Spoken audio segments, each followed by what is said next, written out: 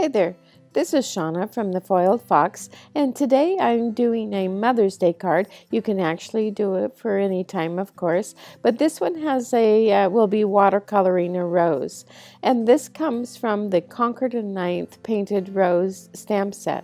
So here you have two cards. The one on the left, the gray, is colored with Copic markers, and the one on the right is watercolored. That's the one that we'll be doing today.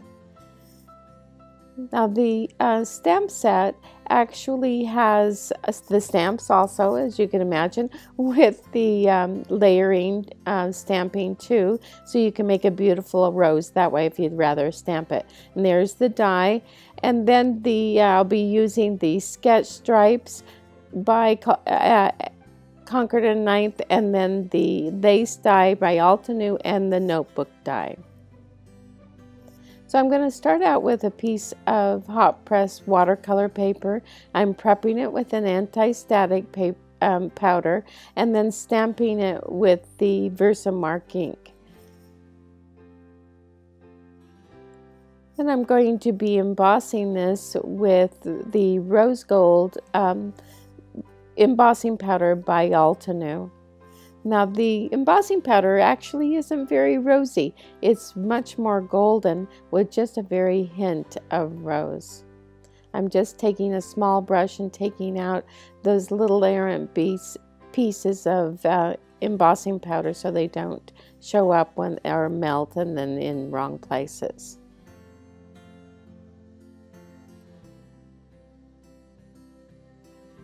Now that that's pretty much all heat embossed, I noticed that there was a little part that I missed where there were flakes of the embossing powder.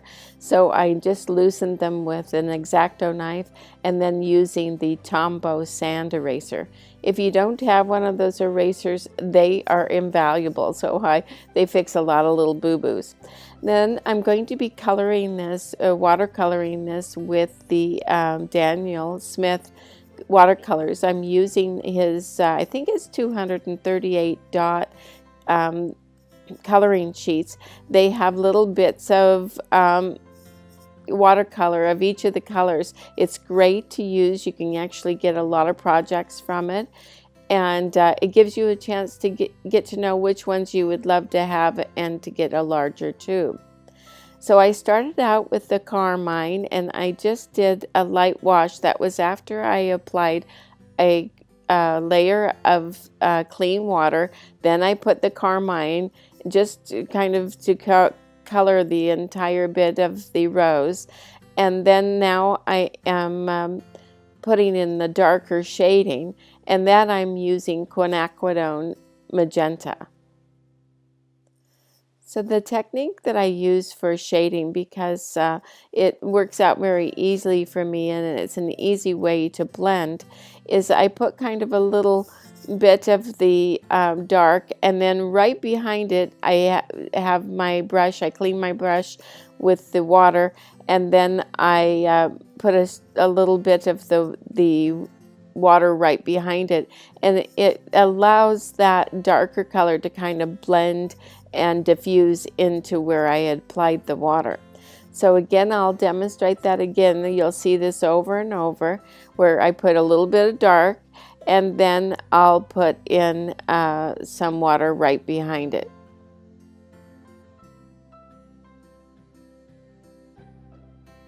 So here's a little bit of the dark I'm putting in, and then now I'm going to get some water and I'm putting it right behind it, and it kind of blends it there. So there's the dark, and adding a little bit more dark, and then the water right behind it.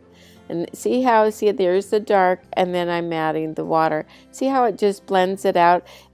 It's a natural way to shade, and it makes a very nice and easy and a very soft edge.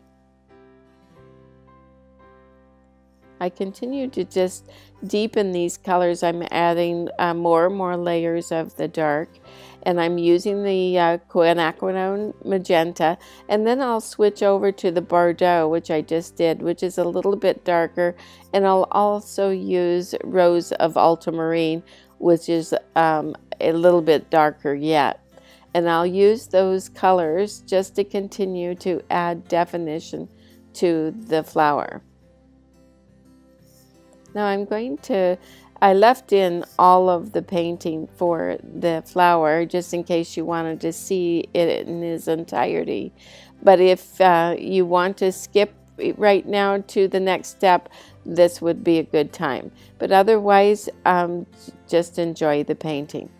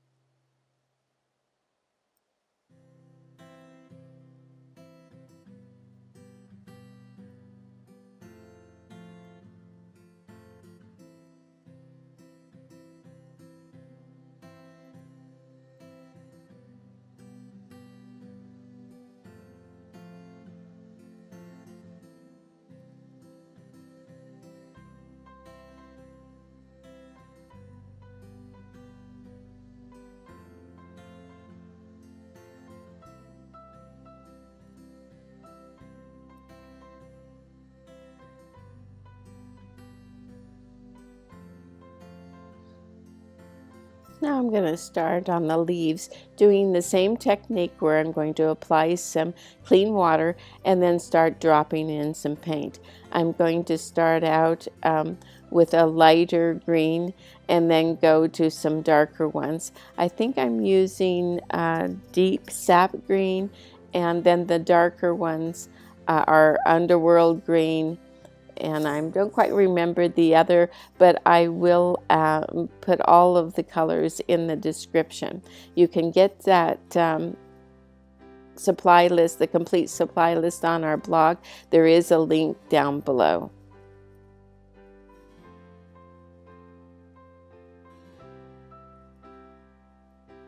So I'm just adding some of the dark up closer to the rose and then having it fade to the lighter color to the tip.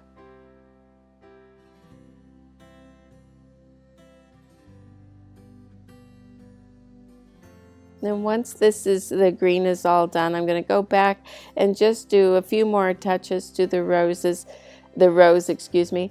Now that it's dried a little bit, I'm going to add just a little bit more shading. And then once this is done and the rose is completely dry, I'm going to use that dye, the accompanying dye, and then cut that out.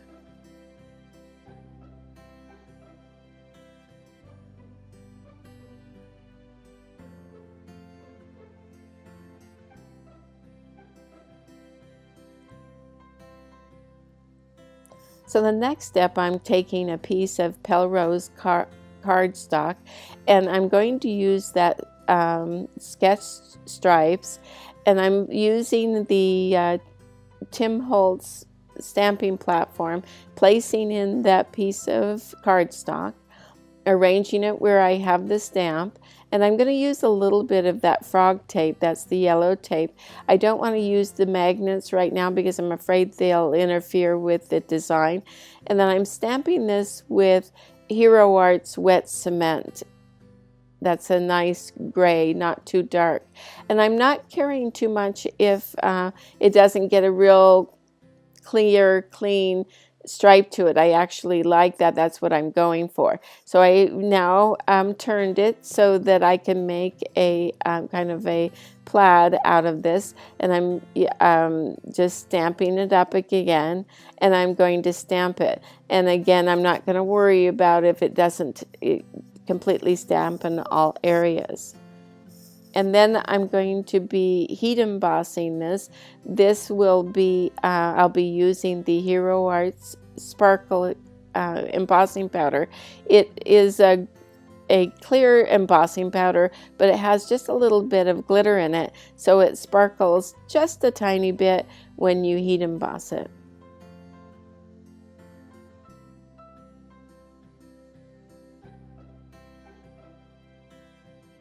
And now that this is just finished being heat embossed, I'm going to cut it.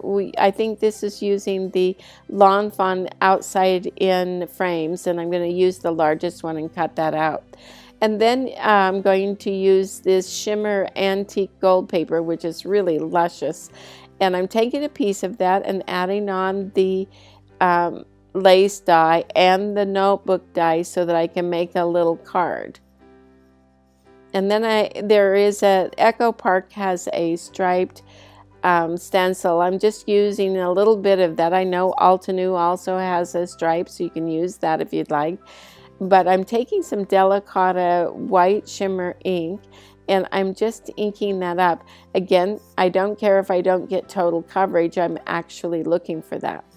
Now that that's finished, I decided that I wanted to hand letter the sentiment. I always like doing that, and so this would be a good one to add the Mother's Day sentiment.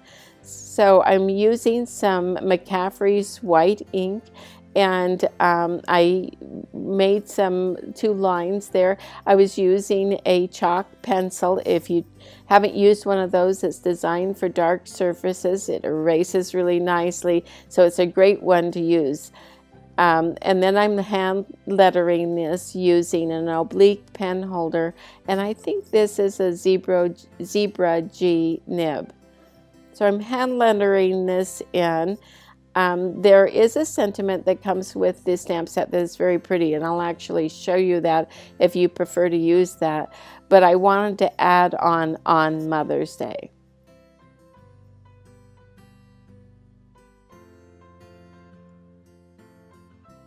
And once this is finished, I'm going to let this get good and dry. And then now that it is, I'm going to take the Sumo Grip black eraser. If you haven't seen one of these are great for dark surfaces. They don't leave a smudgy look to it. It's meant just for dark surfaces, and I'm gently erasing those chalk lines, and you can see how great that pen does. By the way, all of our supplies, the list will be listed at the blog, and you can find a link down below. But also, we try to keep all these things in stock. So here I'm trying to, going to be making a sentiment. I'm sure you know how to stamp it, but just in case you wanted to see that detail, I did use this stamp sentiment in the gray card, where it has a very nice script, sending love. So I prepped the black cardstock with the anti-static powder, and then stamped it with Versamark ink, and now I'm going to heat emboss it. I'm using the Hero Arts white embossing powder. I think Hero Arts has some real superior embossing powders, so I do try to use them when I can.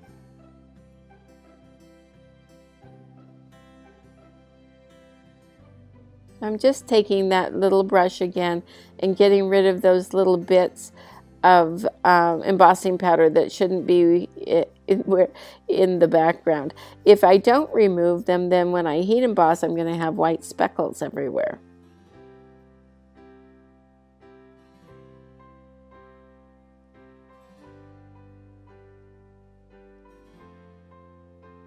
So I'm just showing you this. This is the one I used for the gray card, but we're going to use the hand lettered one for this one.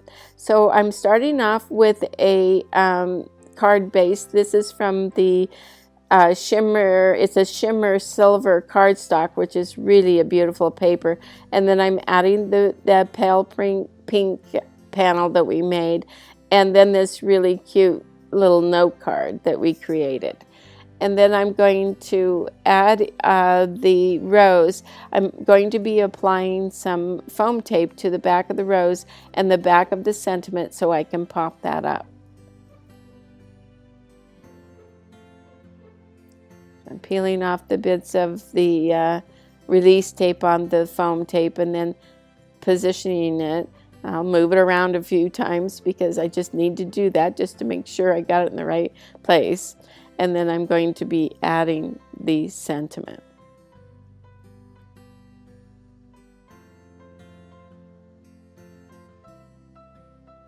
So the card is nearly finished. I just wanted to add a few sequin.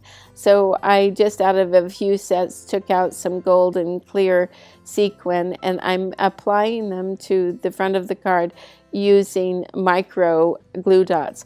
I love this method. It's a very easy way to do it, and they stick so nicely. And those micro dots are just small enough that you can use with the sequin and you don't see them.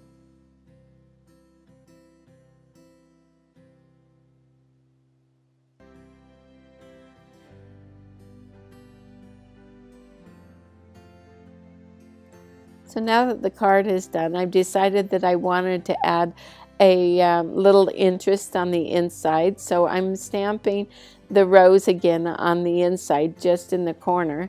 I'm using some pink ink to do that. And then here's the card. It's completely finished with the rose inside and then the outside. And then I also made an envelope using the We Are Memory Keepers envelope punch board, and I stamped that rose again just so it was all a compliment. So here are the two cards again. The one in the gray is Copic marker, and then the pink is watercolored. I want to thank you so much for joining us. I hope you enjoyed it. If you did, please give us a thumbs up, and then don't forget to subscribe. And then also there's the links below to pop over to our website or to our blog for more projects. Thanks so much for joining us. See you again next time.